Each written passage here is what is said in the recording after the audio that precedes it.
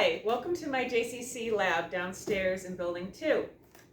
So I brought you down here to show you a cool demonstration on how ocean acidification works. And in order to demonstrate this, we're going to need a few tools. First, we're going to need a graduated cylinder, and this graduated cylinder has some water in it. Now the reason that I have this cooler back here is because it's kind of hard to see water on the camera without color changes, so this provides just a white backdrop to make the color a little clearer. So water is neutral, okay? Water with nothing in it, just pure water, has an acidity, a pH of 7. Now we can demonstrate that with this stuff right here. This stuff right here is pH indicator. So I'm going to put a couple squirts in here of this pH indicator. And the pH indicator confirms that the water is neutral because it's green. And green for this indicator is neutral. So I'm just going to go ahead and put another little squirt in.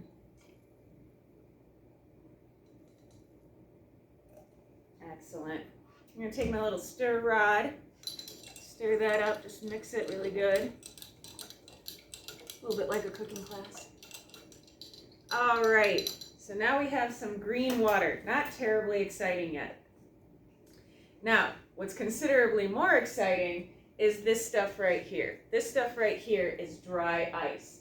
Now I'm going to grab a little hammer and my gloves. Now dry ice is dangerous, so you're going to want to wear some safety gloves. These gloves that I'm putting on right now will protect me from the frozen dry ice.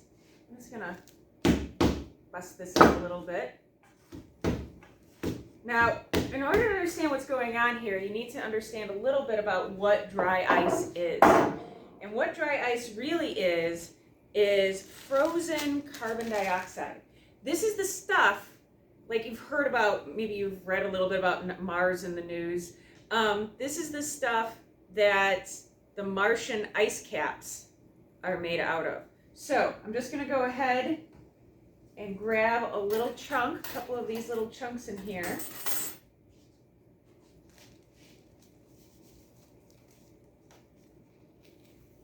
I'm going to start seeing. Now watch what happens to the green water. Remember, green is neutral as I drop these in here. So I've got one little chunk in there already and it's turning yellow. That means that it has a pH of about 6. If I drop a little bit more of this dry ice in here, this is what science looks like, right? Because we've got it's boiling over with cool bubbles. Everybody loves dry ice. It's just fun stuff to play with. Really, this is just my excuse to play with dry ice. A couple more of these little dry ice cubes.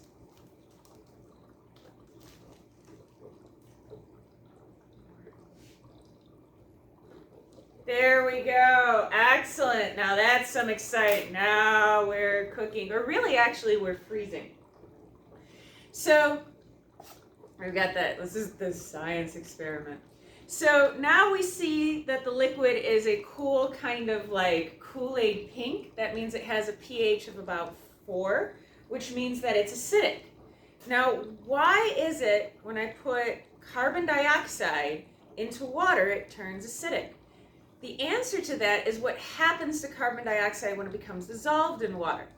When carbon dioxide dissolves in water, it disassociates and it forms this new substance. Ooh, it's spitting gas at me. I'm going to back up just a little bit.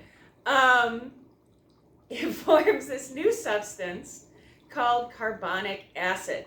And carbonic acid is one of the things that makes soda pop so acidic. So, like if you're drinking a soda and you're like, it's pretty bad on your teeth, it also has an acidity of about lemon juice. Now the tragic thing, wow, that's really getting pink. The tragic thing is this is happening in Earth's oceans right now today. Why?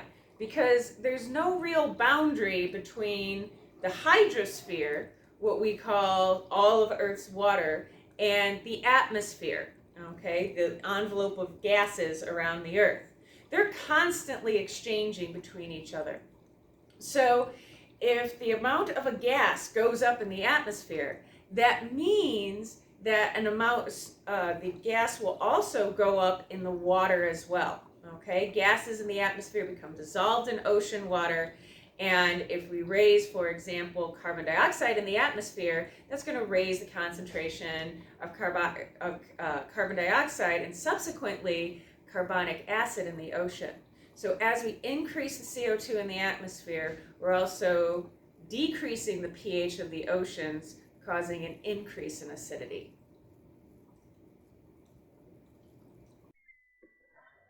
So many living things in the ocean, including mollusks, like these guys here, and some really tiny, important players in the ocean, like foraminifera, that we might not be able to see, but play an important part of Earth's ecosystem, depend on two minerals in order to live.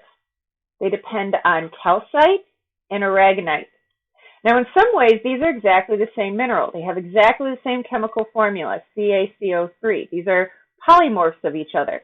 They have the same chemical formula, but they have different, slightly different arrangements. And actually, calcite is a little bit more resistant to pH changes than aragonite is. Sadly, most living things in the ocean depend on aragonite in order to survive. Now, is CaCO3, that sounds a little familiar. Well, it's very closely related compound to a compound you probably know as baking soda, sodium bicarbonate. And exactly the same thing happens to living things in the ocean when the acidity goes up as happened in your grade school volcano demonstration. What happened in your grade school volcano demonstration? You took baking soda, you added vinegar, and bubble, fizz, fizz.